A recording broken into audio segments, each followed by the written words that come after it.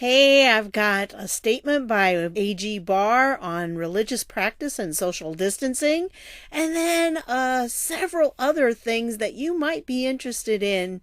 Just lots of stuff going on. So hang in there, I'll be right back.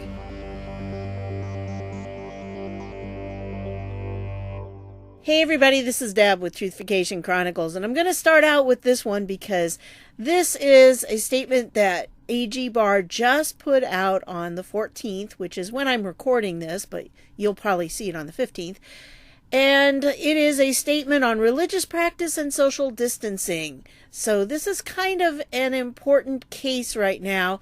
It also discusses a statement of interest that the DOJ filed in a Mississippi church case. So let me go through this with you. He issued this statement. In light of the COVID-19 pandemic, the president has issued guidelines calling on all Americans to do their part to slow the spread of a dangerous and highly contagious virus. Those measures are important because the virus is transmitted so easily from person to person, and because it all too often has life-threatening consequences for its victims. It has the potential to overwhelm healthcare systems when it surges. To contain the virus and protect the most vulnerable among us, Americans have been asked for a limited period of time to practice rigorous social distancing.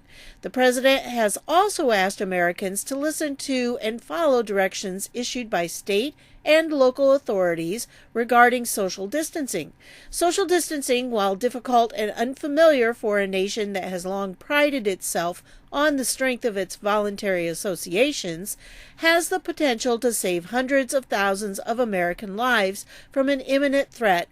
Scrupulously observing these guidelines is the best path to swiftly end COVID-19's profound disruptions to our national life and resuming the normal economic life of our country.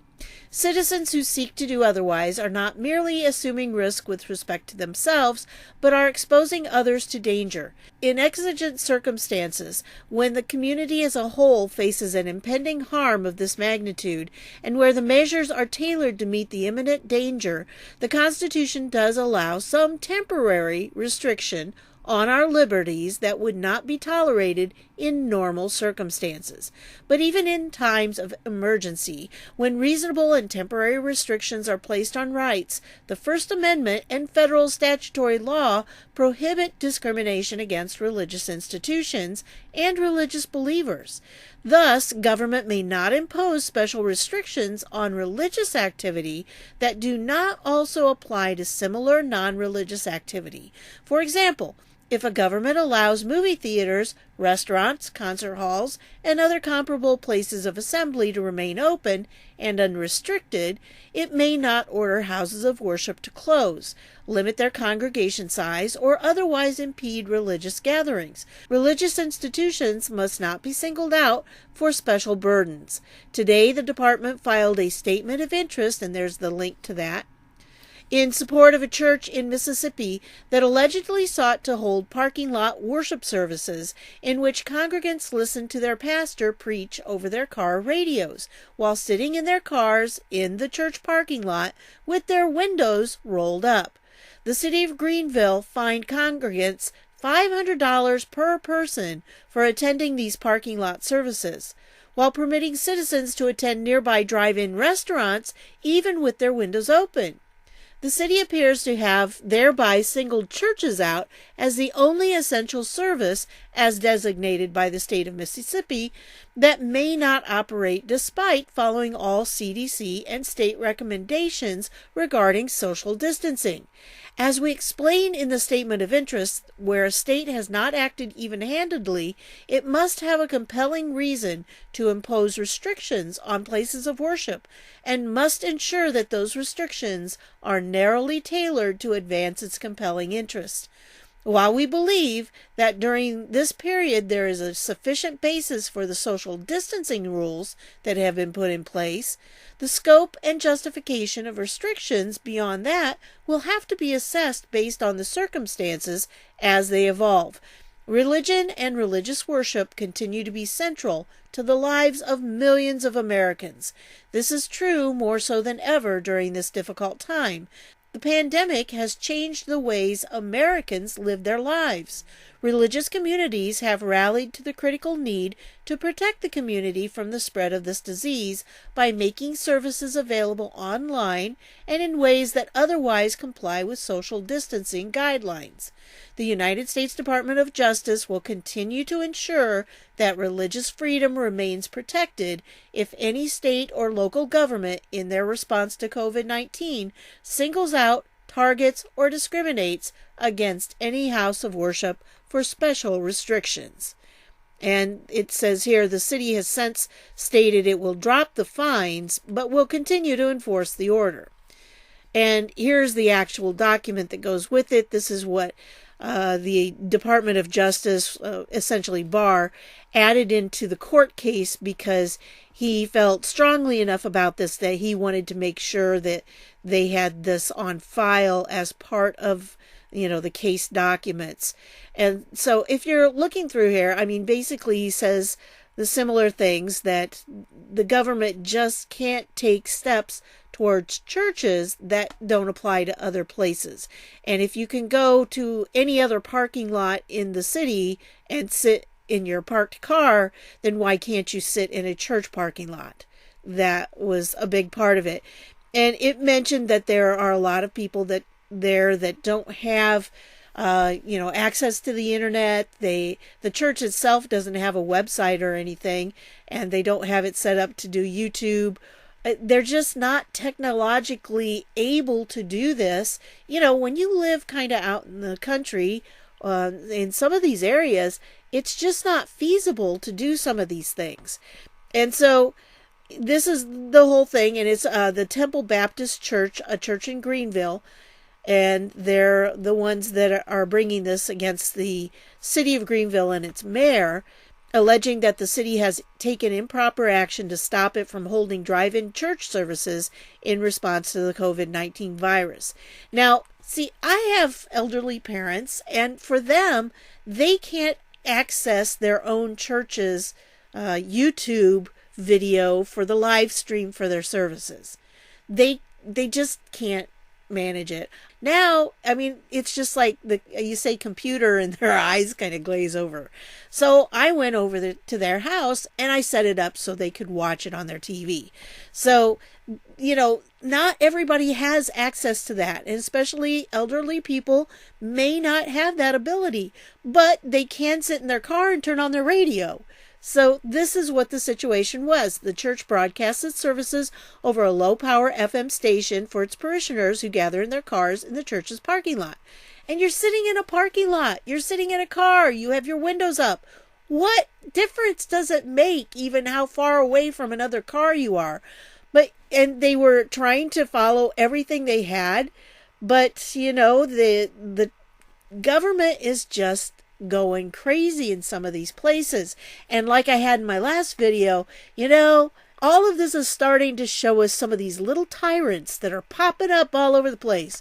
And I think we have one in Indiana because, really seriously, guys, tennis, what's wrong with playing tennis with somebody? You're obviously going to be a distance away from them. I think it's better for people to get out and get some exercise than it is to close it all up and have us all stay in our houses. So anyway, I just think that some of it, I understand a lot of it, because I don't want anything to happen to my parents, and we're trying to keep them isolated, but at some point it turns into insanity. And I think some of these things that happened this past weekend bordered on insanity. So anyway, here's the whole document if you want to read through it and see what AG Barr had to say about it. But he felt strongly enough about it that he did want to include this. So I think that's very important. Now here's something that you may not be too thrilled about with the DOJ, because this was the Office of Inspector General, Department of Justice, which would be Horowitz, and he came up with this investigative summary, findings of misconduct by a then Federal Bureau of Investigation supervisory intelligence analyst for knowingly possessing you-know-what, CP. The Department of Justice Office of the Inspector General initiated this investigation upon the receipt of information from the Federal Bureau of Investigation Inspection Division, alleging that a then FBI supervisory intelligence analyst had stated during a routine FBI security inquiry that the SIA had viewed and downloaded CP from the internet several years earlier. The SIA denied ever receiving or sending CP. The OIG obtained and forensically examined the SIA's personal and FBI-issued devices. Our examination identified those kinds of images on the SIA's personal devices, and the OIG took several steps to determine whether the images represented CP, including providing such images to the National Center for Missing and Exploited Children. None of the images were determined to be evidence of CP. So this is the issue right here, folks. They can't prove it. And if there is no evidence, it does no good to bring a case because they don't have the evidence they would need. But the OIG investigation concluded that the SIA had knowingly possessed it in violation of federal law and FBI policy. But again, they couldn't prove it. They didn't have documented proof. That's what they believe happened, but without proof, you can't have a case. And so the prosecution was declined. I know that's very sad, but the person was fired, and it doesn't state whether it's male or female here. So they were fired, but prosecution, it's always tougher. And that was the issue with McCabe and Comey. While pretty much Horowitz said that he believed there was extreme bias, there wasn't evidence, documentary evidence to prove it. And this is the thing here. I just don't think they had the evidence to be able to prove what happened. And it does say in the past, so I don't know how long ago it was. And I have no idea who this person is, of course, but there you go. So yeah, it was denied, but at least they were fired, which is one step in the right direction. Those kind of crimes, they are just very hard unless you have the evidence. Then I wanted to show you this guy. Well, Auburn Mayor, he's got himself in some big trouble because he shared a meme, and it was not a good meme. So, yeah. It compared supporters of President Donald Trump to, the triple K. He just goes through and he believed that what he was putting out there is true. He believes that that's who we all are. So it was this meme, good news for Trump supporters. Yeah. So that was the meme. And then he came back and he said this to somebody. So, just a realist. That's what he truly believes, that Trump people are just as bad as you know who. The H word there that they always seem to come back to. It's crazy. The same is more true of Trump and his supporters today.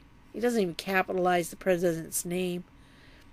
And here, so he was trying to justify it because it's a personal site. This has nothing to do with my job. I reposted it. And he added that he absolutely believes Trump is a racist. It's like, but there's no proof. The thing is, they keep accusing President Trump of many things, like being a racist. You know what? He is the absolute worst at being a racist. There are a lot of people that are better at being racist than he is. He's just like really bad at it, if that's what he's supposed to be.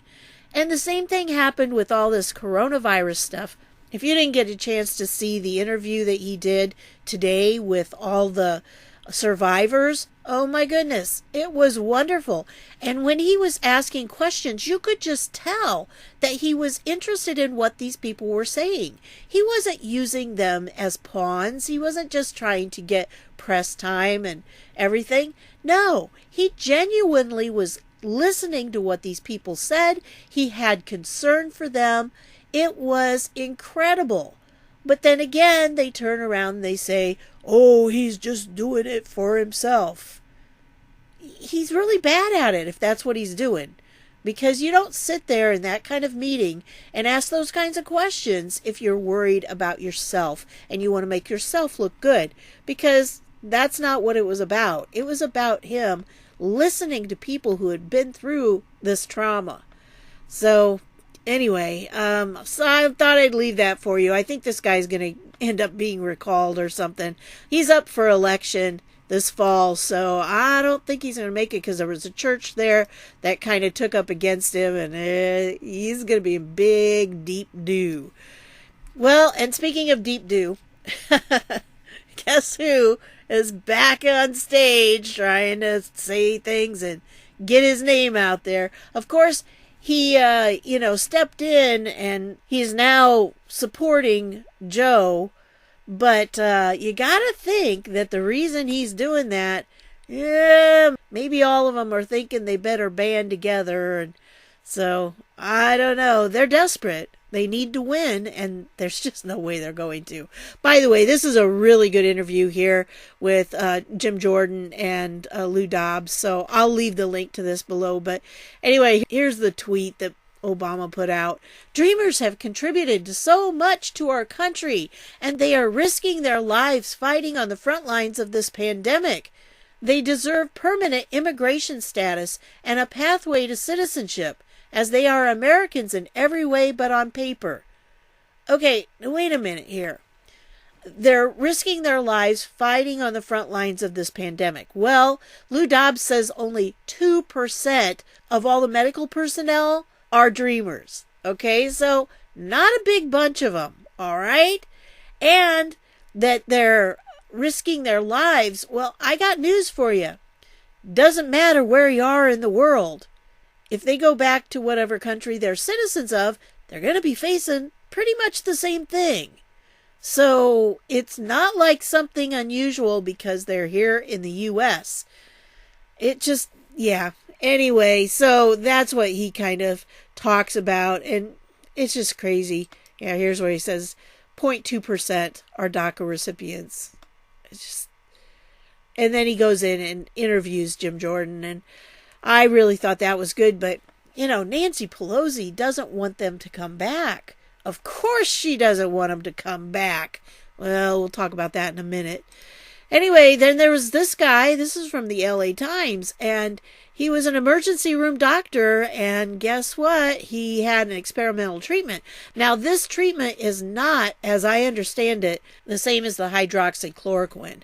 It's something else, and I'm not sure. It really wasn't explained too awful much exactly what it was, but he was on a ventilator. 5 days after that, his lungs and kidneys were failing, his heart was in trouble, and doctors figured he had a day or so to live. So he owes his survival to an elite team of doctors who tried an experimental treatment pioneered in China and used on the sickest of all COVID-19 patients. And he says down here it was, I'm looking for it here. It says, once his colleagues at Evergreen Health, Evergreen, I missed that the first time I read this, realized that he had run out of options, they called Swedish Medical Center, one of 2 Seattle hospitals that has a machine known as an ECMO, which replaces the functions of the heart and lungs. Now, I heard about this before. As I understand it, it's kind of like a dialysis machine, and it replaces, when you have the heart and the lungs, it oxygenates the blood and helps it circulate. So temporarily it can replace the problem with the heart and the lungs. So actually I heard about this on Rush Limbaugh. A doctor called in and said if they need respirators, maybe a better machine that they need to be using right now is this kind of machine. And that's what it does. And that's how the guy explained it, like a dialysis of the heart and lungs, of the blood.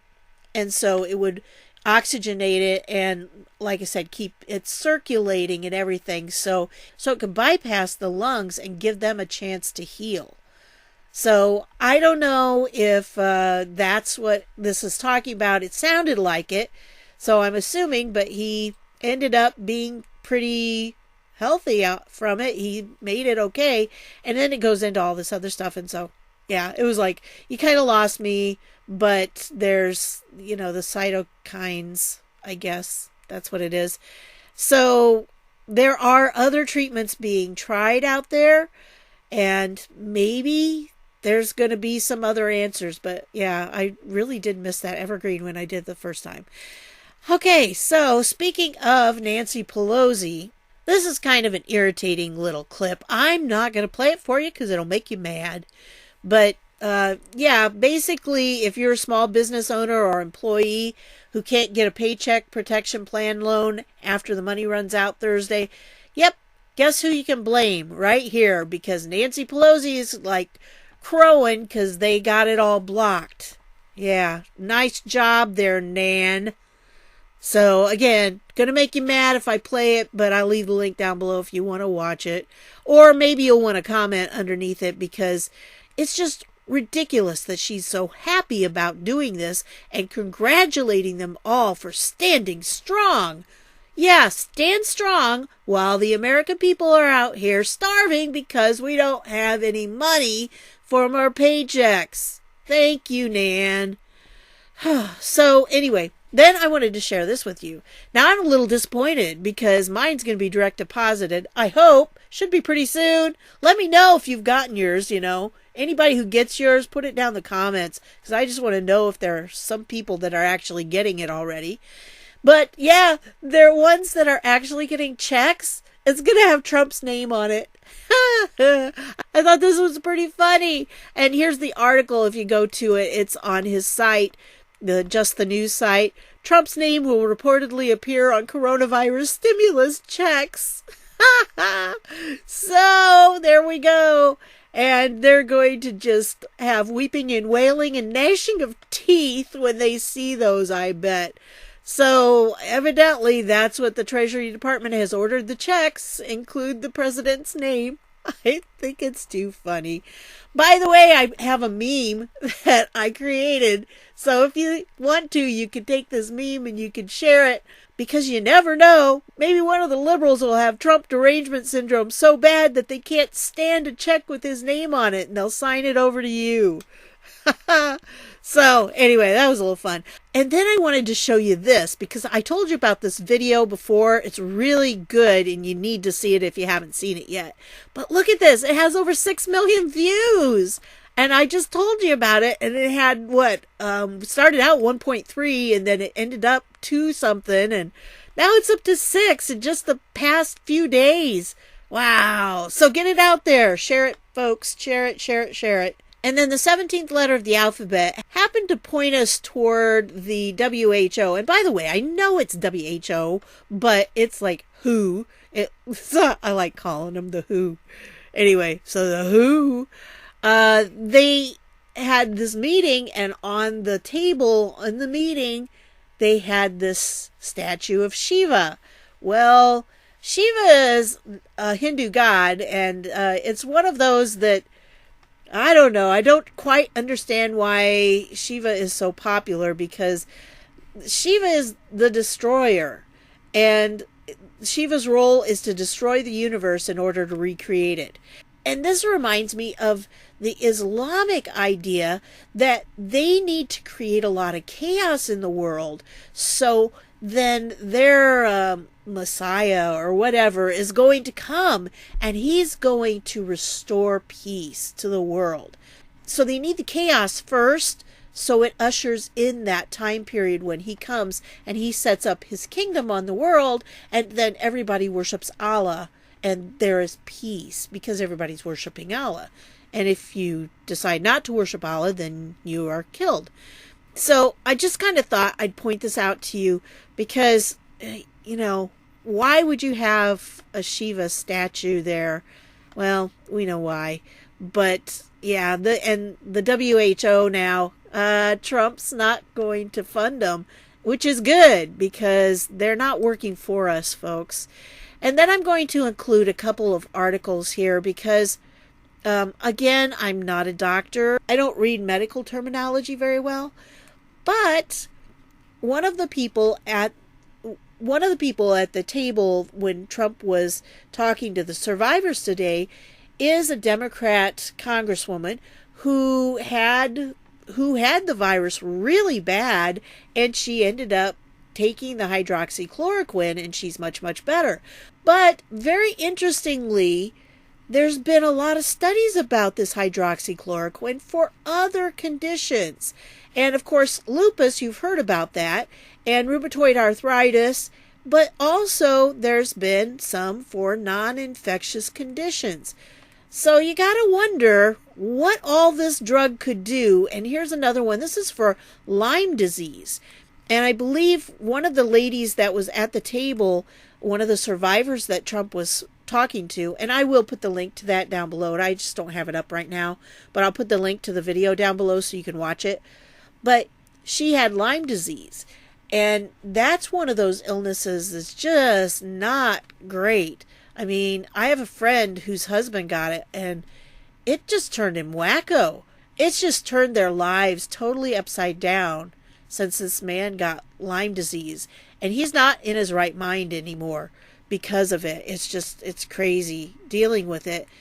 So I just thought it was very interesting that there have been some connections to Lyme disease and different things that they're talking about. Well, I don't know that they're necessarily connected with the hydroxychloroquine.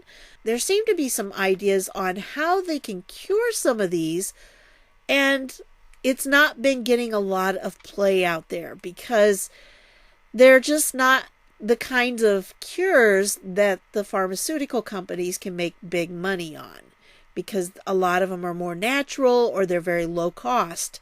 So I just thought I would put these up there.